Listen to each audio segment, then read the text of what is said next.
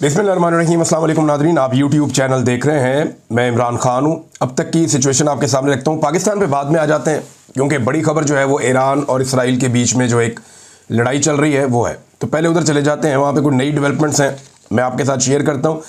एक तो अब मगरिब को बीच में आना पड़ जाएगा। उसकी वजह यह है कि इसराइल की सांस उखड़ रही है। ऐसा नहीं है कि इसराइल को बहुत ज़्यादा जानी नुकसान हुआ है, लेकिन जो इसराइल के साथ हुआ वो इससे पहले कभी हुआ नहीं था। ज़्यादा जानी नुकसान तो अब जो है वो हुआ वहाँ पे ईरान में, और उनके बड़े बड़े कमांडर जो हैं वो शहीद हो गए हैं। अभी जो लेटेस्ट इत्तलात हैं उनके मुताबिक ईरान के एक बड़े इंटेलिजेंस चीफ जो हैं, पासदारान इनकलाब के इंटेलिजेंस सरबराह मोहम्मद काज़मी और उनके नायब, ये दोनों इसराइली हमले में शहीद हो गए हैं। ये अभी लेटेस्ट इत्तला है। इससे पहले ये भी क्लेम किया गया कि यमन के अंदर हौसी जो एक मलेशिया है उसके चीफ, उन्हें भी शहीद कर दिया गया। तो ईरान का नुकसान बहुत ज़्यादा हो रहा है। उनके जनरल्स शहीद हो रहे हैं, उनके साइंटिस्ट शहीद हो रहे हैं, उनकी जो साइट्स हैं उनको निशाना बनाया जा रहा है, उनकी जो फील्ड्स हैं, ऑयल फील्ड्स हैं, उनको निशाना बनाया जा रहा है। तो ये ईरान के साथ हो रहा है, लेकिन ये मुसलमान मुल्कों के साथ होता चला आया, लंबे अरसे से हो रहा है। इसलिए वो बड़ी खबर बनती नहीं है। बड़ी खबर बनती है जब इसराइल के अंदर अटैक होता है। इसराइल के मुख्तलिफ शहरों से जब इत्तलात आती हैं कि वहाँ तबाही फिर गई है और वहाँ से इंसान भाग रहे हैं, लोग नीचे सुरंगों में घुस गए हैं, लोग बंकर्स के अंदर चले गए हैं, जो बाहर निकलता है वो मारा जाता है, और एक हू का आलम है पूरे के पूरे इसराइल के अंदर, एक खौफ की फिजा है। जब ये चीज़ें वहाँ से सामने आती हैं तो ये दुनिया की सबसे बड़ी खबर बनती। वो इसलिए कि अब तक इसराइल इस दुनिया के अंदर ऐसे जाहिर करता था जैसे उसे खौफ ही किसी चीज़ का नहीं है, या वो इस तरीके से दुनिया में रिएक्शन देता था, या ऐसे फिरता था अक़वाम मुत्तहिदा में बाकी जगहों पे मीडिया को इंटरव्यू देते हुए वो खुलकर कहते थे हमारी पॉलिसी है हमने बच्चों को मारना है, हमारी पॉलिसी है कि हमने इनका नस्ल कुशी करनी है। वो ये कहते थे कि हम यहाँ पे इनको नहीं बसने देंगे, इलाके खाली करवाएंगे। तो वो सारी चीज़ें जिनको इंसानी हकूक़ की खिलाफ वर्जियाँ कहा जाता है वो इसराइल खुलकर करता आया है। बहुत सारी करारदादें इसराइल के खिलाफ आई, बहुत सारा आलमी सतह पर एक्शन लेने की इसराइल के खिलाफ बात हुई, लेकिन जो अमेरिका की और मगरबी ममालिक की एक सपोर्ट है इसराइल के साथ, उसकी वजह से वो ये सारे मामलात आज तक टैकल करता चला आया है। लेकिन इस बात का किसी को भी अंदाज़ा नहीं था कि इसराइल जब ईरान पे अटैक करेगा तो उसका रद्द-ए-अमल इतना शदीद होगा। ईरान के पास कितने मिसाइल हैं इसके बारे में भी अब कुछ खबरें आ रही हैं, और ईरान कब तक लगातार ये मिसाइल बरसा सकता है इसके बारे में भी खबरें आ रही हैं। तो पहले तो मैं आपको बता दूं कि ईरान ने ये जो दोबारा अटैक किया है गुज़िश्ता रात, अभी जब आप ये वीडियो सुन रहे हैं तो रात भर ईरान ने फिर से अटैक्स किए हैं, मिसाइल के हमले किए हैं, और बहुत बड़े और तगड़े मिसाइल के हमले किए हैं। उनके मनाजिर जो हैं वो देखे जा सकते हैं। ख़ास तौर पे गज़ा के वो लोग जो हमेशा इसराइल की तरफ ये देखते रहते थे कि वहाँ से मिसाइल आएंगे और आकर हमारे इलाकों पर गिरेंगे, अब वो पहली मरतबा विटनेस कर रहे हैं कि कहीं और से मिसाइल आ रहे हैं और वो आकर वहाँ गिर रहे हैं जहाँ से मिसाइल आया करते थे। यानी जिधर से मिसाइल लॉन्च होते थे इसराइल से, अब इसराइल के अंदर जाकर मिसाइल गिर रहे हैं, और ये ईरानी मिसाइल है। अगर आप उनकी ऑडियो सुने तो वो अरबी बोलते हैं लोग, और वो बड़े पुरजोश हैं, बच्चे नारे लगा रहे होते हैं, ऊंची ऊंची बोल रहे होते हैं, बल्कि उन मिसाइलों को वेलकम कर रहे होते हैं जो जाकर इसराइल में गिरते हैं। यानी यहाँ मैं वीडियो देख रहा था तो उसके अंदर ये लोग ऐसे देख रहे हैं मिसाइल गिरते हुए कि जैसे उनकी सारी नेक तमन्नाएं, दुआएं, उनकी सारी विशेज़ उन मिसाइलों के साथ हैं कि रास्ते में तबाह होने की बजाय वो मिसाइल जाए और जाकर अपने टारगेट को हिट करें। तो जब जब कोई टारगेट पे जाकर मिसाइल गिरता है, चाहे बैरूत से लोग देख रहे हैं, चाहे लोग खड़े होकर देख रहे हैं गज़ा से, वो फिर उसको सेलिब्रेट करते हैं, वो उसके ऊपर अल्लाह अकबर के नारे लगाते हैं। तो यहाँ क्योंकि एक रिफ्ट पैदा हो चुकी है इस रीजन में, और एक लगातार लड़ाई इसराइल और इस खित्ते में बाकी जो मुसलमान लोग हैं उनके बीच में चल रही है, स्पेशली गज़ा और बैरूत पे जैसे ये अटैक करते हैं, दीगर जगहों पे करते हैं, तो इसकी वजह से एक रिफ्ट है और वो अब नज़र आ रही है। यानी हमने ये मनाज़िर भी देखे हैं कि जब कभी गज़ा के अंदर आकर बम गिरते थे तो इसराइल में पहाड़ियों पर बैठे हुए बहुत सारे इसराइली लोग जो हैं वो सीटियाँ बजाते थे, तालियाँ बजाते थे, खुश हो जाते थे। अब उसी तरह के मनाज़िर हम दूसरी तरफ से देख रहे हैं कि वहाँ से भी लोग नारे लगा रहे हैं, नारे तकबीर बुलंद कर रहे हैं, खुश हो रहे हैं, बाद लोग सीटियाँ बजाते हैं, और वो उसी तरह महसूस हो रहे हैं जैसे उनकी अपनी तबाही के ऊपर इसराइल के लोग महसूस होते थे। तो ये पूरा खित्ता एक जंगी जनून की लपेट में है, और ये मामला अभी इस दफ़ा तो इसराइल ने शुरू किया, और नॉर्मली ये इसराइल ही शुरू करता है क्योंकि वो गज़ा को खाली करवाना चाहता है। अक़वाम मुत्तहिदा की करारदादें आप उठा लें, जितनी भी बातें आज तक आलमी सतह पे हुई हैं, यूरोपीय यूनियन के आप उठा लें डॉक्यूमेंट्स, वो भी यही कहते हैं कि इसराइल ज़्यादती कर रहा है, ज़्यादती बंद करे। फ़लस्तीन को तस्लीम करने के बारे में कुछ और ममालिक जो है वो इस बारे में सोच रहे हैं कि उनके साथ जो जुल्म और जबर हुआ है, अक़वाम मुत्तहिदा की रोज़ाना की बुनियाद पर रिपोर्टें आती हैं कि उनको इमदादी सामान नहीं जाने दिया जा रहा। तो ये बहुत सारी चीज़ें हैं। अब इसमें नाज़रीन जो ईरान है उसकी जानिब से एक वार्निंग मैं सुन रहा था, और वो वार्निंग बाकायदा जारी की गई है। वार्निंग ये है कि मकबूजा इलाकों के रिहायशियों के लिए ये वार्निंग है। अब ये मकबूजा इलाके वो कहते हैं जो इसराइल के एरियाज़ हैं। ईरान का ये मानना है कि ये इसराइलियों की अपनी जगह नहीं है, ये वहाँ फ़लस्तीनियों की जगह है, वो इसके मालिक हैं और उनसे ये जगह छीनी गई है, तो ये लोग काबिज़ हैं, वो इन्हें मकबूजा कहते हैं। मकबूजा इलाकों के रिहायशियों के लिए वार्निंग है। बेयारो मददगार, करप्ट और मुजरिम नेतन्याहू सरकार ने फिर से जारहियत की है। उसकी गलतियों का नतीजा तबाहकुन निकलने वाला है। बच्चों के कत्लेआम करने वाले मुजरिम रजीम को सबक आमोज और अफसोसनाक रद्दअमल देने के अलावा अब कोई चारा नहीं बचा। ईरान के बहादुर और ताकतवर मुसल्लह अफवाज के पास कोई और रास्ता नहीं बचा। बहादुर ईरानी जंगजुओं के तबाहकुन जवाबी हमलों का दायरा मकबूजा इलाकों के तमाम हिस्सों पर मुहित होगा। ये वार्निंग दे रहे हैं कि आने वाले वक्त में हम जितने मकबूजा इलाके हैं उन तमाम के ऊपर अब अटैक करने जा रहे हैं। आने वाले दिनों की ये वार्निंग है, मकबूजा इलाके खाली कर दिए जाएं क्योंकि मुस्तकबिल में आपके रहने की ये जगह नहीं बचेगी, और यानी ये जगह इस काबिल ही नहीं होगी कि आप यहाँ पे रहें, लिहाजा इलाका आप खाली कर दें। हालिया रातों में ये तजर्बा या जो भी हालिया रातों में अटैक किया गया ईरान की जानिब से, वो हसास इमारतों और अहम अहदाफ तक महदूद रहा है। जो मौजूदा रजीम के अहम अहदाफ है वहाँ तक महदूद रहा है, लेकिन अब ये हमले शिद्दत इख्तियार करेंगे। अब ये बता रहा है ईरान के जनाब, अब हम हमले का दायरा बढ़ाने वाले हैं, लिहाजा सिविलियन यहाँ से निकल जाएं और जाएं। और यहाँ पे जो रजीम है नेतन्याहू का, ये बड़ा जालिम है, ये बच्चों को कत्ल करता है और अब इन्हें इसका सामना करना पड़ेगा। और ये लड़ाई इसराइल ने शुरू की है, जिसके नतीजे में, जारहियत के नतीजे में हमारे पास कोई रास्ता नहीं है इसका जवाब देने के अलावा। तो ये है नाज़रीन ईरान का मौक़िफ़।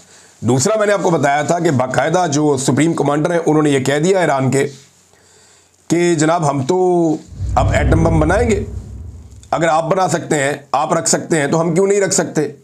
आपके पास अगर तबाही फैलाने वाले हथियार हैं तो हमारे पास क्यों नहीं हो सकते? आप होते कौन है ये फैसला करने वाले कि हम क्या रखेंगे और क्या नहीं रखेंगे? तो ये अब इस मौक़िफ़ के ऊपर ईरान आ गया। ये वही ईरान है जो कॉपरेट करता था, ये वही ईरान है जो एग्रीमेंट साइन करता था, ये वही ईरान है जो इंस्पेक्शन भी करवाता था, ये वही ईरान है जो डील भी करना चाहता था, ये वही ईरान है जो बैठ के मुज़ाकरात की टेबल पे बार बार आता था। बल्कि मुज़ाकरात जारी थे जब इसराइल ने अटैक किया और उसके बाद मौखर हो गए। अब वही ईरान कह रहा है जी हम बनाएंगे बम। देखिए, ईरान के अंदर ये सोच मौजूद थी कि वो एटमी कुव्वत बने या ना बने, लेकिन अब तो मेरे ख्याल में इस हमले के बाद बड़ी क्लैरिटी होगी कि अगर हम एटमी कुव्वत होते तो इसराइल इस तरह से हमारे ऊपर मिसाइल हमलों की जरूरत ना करता और ऐसे हमारी पूरी फौजी क़यादत को एलिमिनेट ना करता या फौजी क़यादत के ऊपर अटैक ना करता। कुछ और इत्तलात भी आ रही हैं नाज़रीन, और ये इंटरनेशनल मीडिया में छपी हैं। इसराइल ने दावा किया है और अमेरिकन सोर्सेज भी ये दावा कर रहे हैं कि डोनाल्ड ट्रंप को बताया गया इसराइल की जानिब से कि हमें इस वक्त एग्जैक्ट आइडिया है कि सुप्रीम लीडर आयतुल्लाह को कहाँ पे शहीद किया जा सकता है और हम ये कर सकते हैं, वो हमारे निशाने पर है, हमारे पास ये मौका है और हम उन्हें शहीद कर सकते हैं। जैसा कि इससे पहले उन्होंने आर्मी चीफ को, इंटेलिजेंस चीफ को और बाकी बहुत सारे 5 तारानी इनकलाब के चीफ को इन्होंने हिट किया, तो उन्हें लगा कि अब हम ये भी हिट कर सकते हैं। तो इसराइल ने जब डोनाल्ड ट्रंप को ये प्लान दिया तो अमेरिकन मीडिया ये क्लेम कर रहा है, पता नहीं ये सच्चा है या झूठा है, लेकिन अमेरिकन मीडिया का क्लेम है और वहाँ पे डिफरेंट न्यूज़ चैनल्स के ऊपर ये चल रहा है।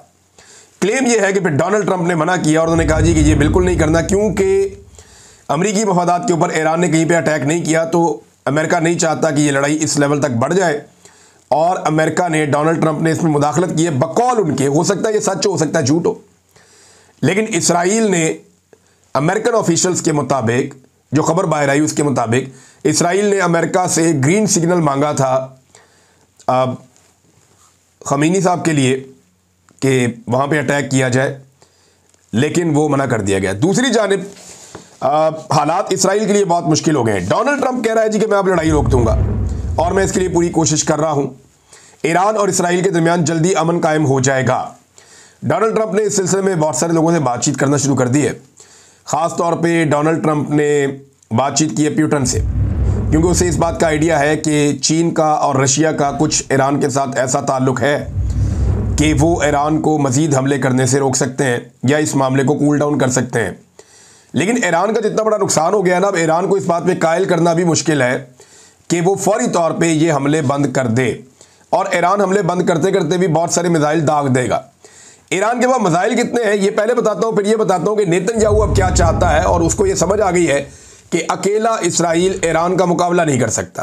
देखिए, अब ईरान का मुकाबला तब तक नहीं कर सकते ये सारे मिलकर भी जब तक ये ईरानी सरजमीन पर नहीं उतरेंगे।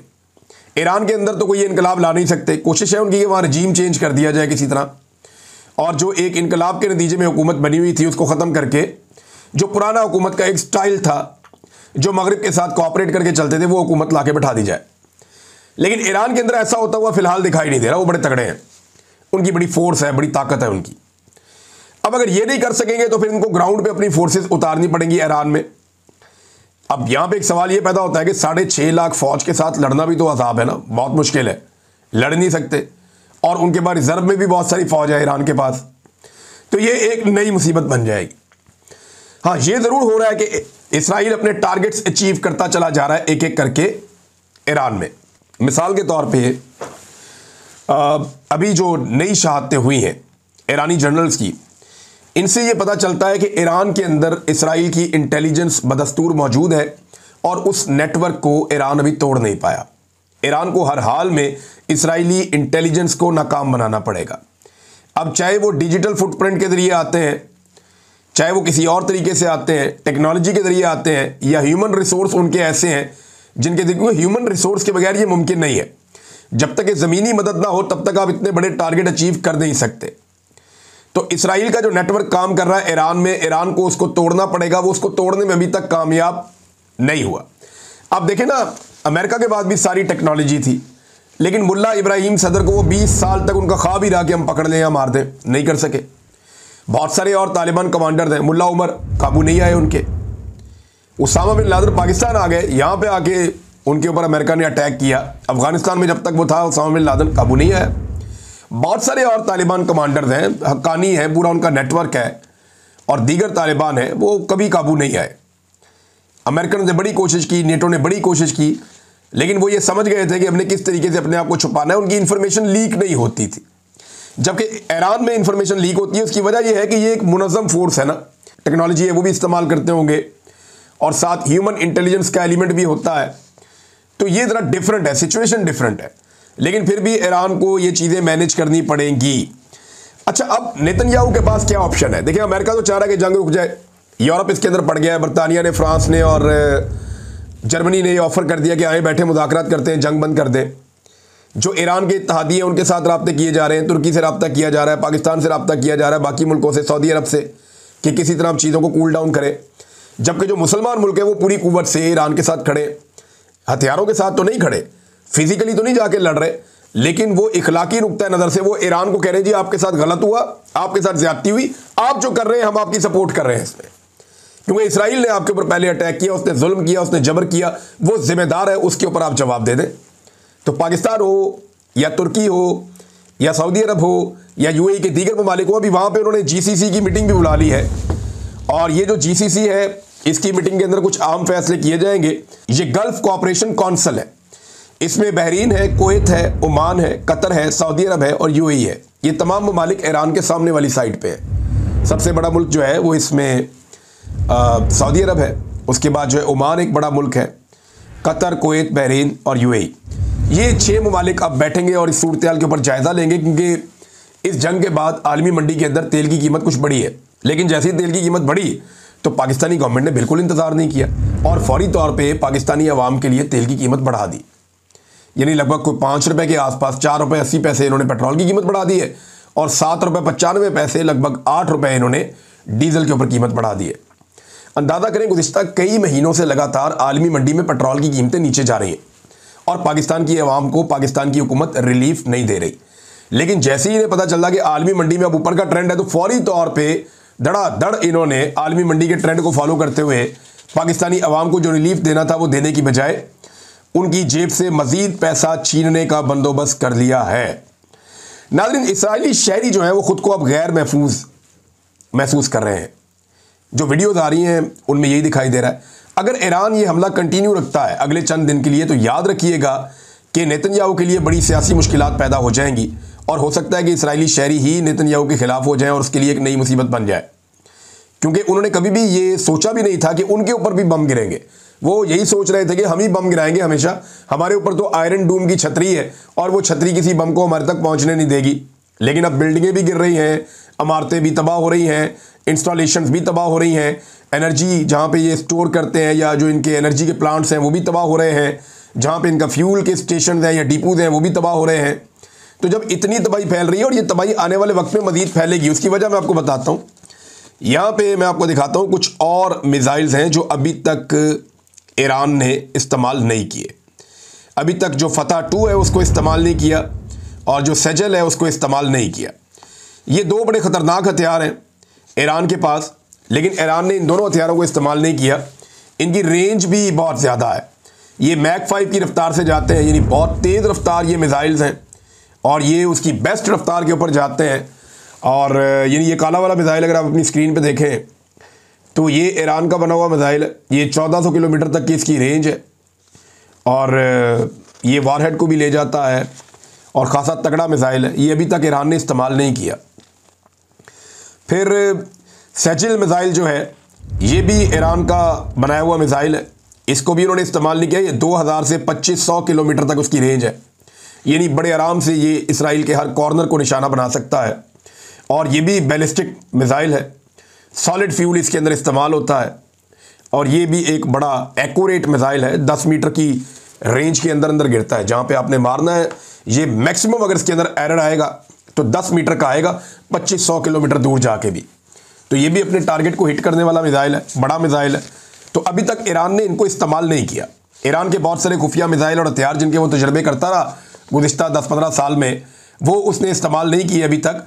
और उसके पास मिसाइलों का ज़ख़ीरा कितना है, इस हवाले से कुछ इतलात गर्दिश कर रही हैं कि अगर ईरान ये हमले 1 साल तक जारी रखे या इससे ज़्यादा अरसे तक जारी रखे, तब भी वो रोज़ाना की बुनियाद पर यह मिसाइल दाग सकता है। उसने इतनी बड़ी मिसाइल सिटी बनाई है।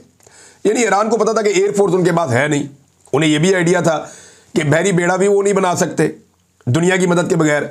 मगरबी ममालिक उनको मदद कर नहीं रहे, उनके ऊपर पाबंदियाँ लगी हुई हैं कई दहाइयों से। वो बेचारे इकट्ठा ही नहीं कर पाते सामाने हरब, या ले नहीं पाते नए तैयारे, या ले नहीं पाते नए बहरी जहाज़ या फाइटर्स।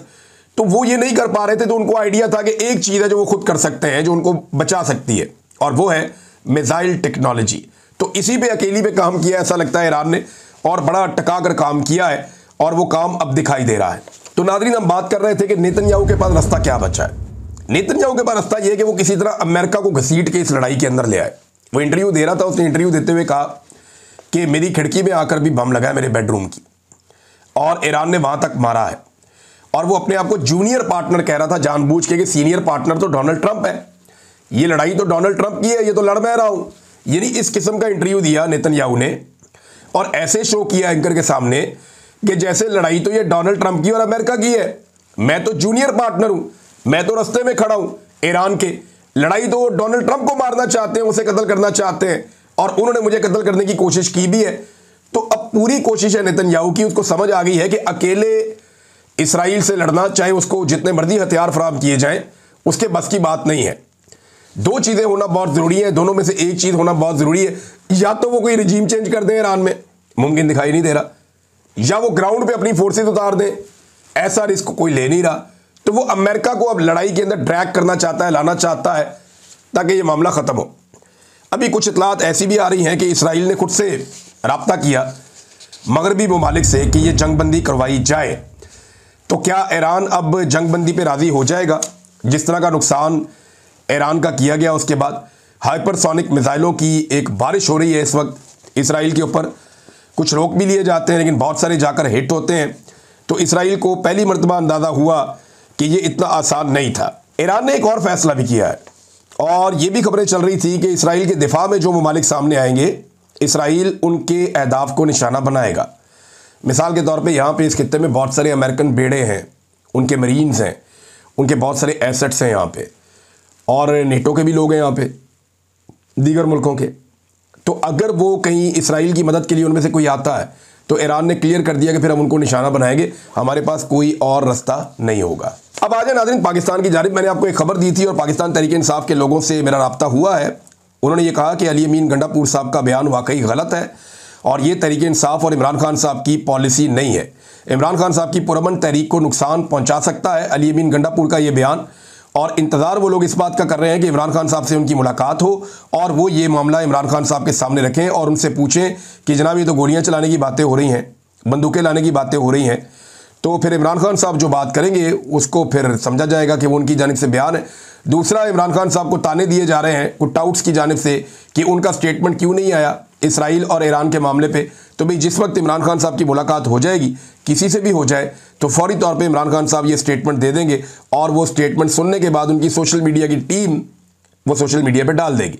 और ये बड़ा क्लियर है, ये जब भी आप उनसे पूछेंगे, इमरान खान साहब को अगर 15 दिन के लिए आप अकेला कर देते हैं, आजकल उनको दोबारा से आइसोलेट किया हुआ है, और ये आइसोलेशन तब शुरू हुई इमरान खान साहब की। मुझे आइडिया हो गया था उस दिन जब इमरान खान साहब ने बुशरा बीबी को लेकर एक स्टेटमेंट दिया था कि आसिम मुनीर साहब बुशरा बीबी साहिबा की कोई मिन्नत कर रहे थे या उन तक अप्रोच कर रहे थे अपने आप को या अपने ओहदे के लिए, या कोई इस तरह की चीज़ें इमरान खान साहब ने कही थी।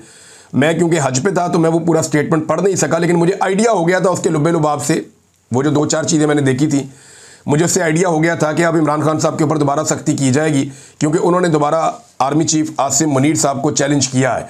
और वही हमने देखा बाद में दोबारा से इमरान खान साहब का जो एक खुला बयान आया, उसके बाद इमरान खान साहब को दोबारा से कैद तन्हाई में डाल दिया गया, और इतने अहम मौके पर भी उन्हें यह मौका नहीं दिया जा रहा कि वो अपना स्टेटमेंट जारी करें। नाज़रीन, आसिम मुनीर साहब के खिलाफ जो एहतजाज हुआ अमेरिका में, उस पर काफ़ी तशवीश है, और उनके हक में जो लोग आए वो सिर्फ 6 लोग थे। बड़ी मैं मोहतात अंदाजे में आपको बता रहा हूँ कि ड्राइवर मिला के 6 लोग थे जो आसिम मुनीर साहब के हक में एहतजाज करने के लिए आए थे, जबकि दूसरी जानिब सैकड़ों लोग थे जो उनके खिलाफ एहतजाज करने के लिए आए थे। जो लोग आसिम मुनीर साहब के हक में एहतजाज करने आए थे, मुबैना तौर पे उन्हें पाकिस्तानी सफारत खाने ने जो है वो इंटरटेन किया है, जबकि जो बाकी मुजाहिरीन हैं उनको खौफजदा करने के लिए उनकी फ़र्दन वीडियोज़ बनाई गई हैं, और उनकी वीडियोज़ मुख्तलिफ एंगल से बनाई गई हैं ताकि उन्हें खौफजदा किया जाए कि आपको इसके नताइज भुगतने पड़ेंगे। तहरीक इंसाफ ने वाइट पेपर जारी किया है मौजूदा हुकूमत के खिलाफ और उनके बजट के खिलाफ, और ये बताया गया तहरीक इंसाफ की जानिब से, आलिया हमजा साहब प्रेस कॉन्फ्रेंस कर रही थी कि 111 कंपनियों को टैक्स की छूट दे दी गई है। इसमें 35 कंपनियां ऐसी हैं जो फौज की हैं। भी अगर आप फौज की कंपनियों को टैक्स की छूट दे देंगे तो बाकी कंपनियां फौज की कंपनियों का मुकाबला कैसे करेंगी? ये तो मुमकिन ही नहीं है। मुकाबले की तो फिजा ही आपने खत्म कर दी। उन्होंने कहा कि जिनमें से 35 कंपनियां फौज से मुंसलिक हैं और सारे का सारा बोझ, इन 111 कंपनियों के टैक्स का जो बोझ है वो तनख्वाहदार तबके पर डाल दिया गया है। तनख्वाहदार तबके पर 10% इजाफे का एहसान जितलाया जा रहा है, जबकि दूसरी तरफ 45% लोग खत्ते गुर्बत से नीचे चले गए हैं। आलिया हमजा ने मजीद कहा कि 2022 के बाद से 3 साल पाकिस्तान की 77 साल तारीख के बदतरीन 3 साल है। फैसलाबाद में 1600 फैक्ट्रियां बंद हो चुकी हैं। कॉटन और गंदम समेत हर फसल की कीमत कम हुई है। महंगाई और कर्जे बढ़े हैं। शरह नमू जो है वो कम हुई है। हुकूमत की 3 साल कारकर्दगी पे जो उन्होंने वाइट पेपर जारी किया है, इस पर हम बात कर सकते थे, लेकिन बहुत सारी और खबरें हैं नाजरीन। उन खबरों की वजह से इन इश्यूज़ के ऊपर हम पूरा फोकस नहीं कर पा रहे, लेकिन करेंगे। अब तक के लिए इतने, अपना ख्याल रखिएगा, अपने चैनल का भी। अल्लाह हाफ़िज़।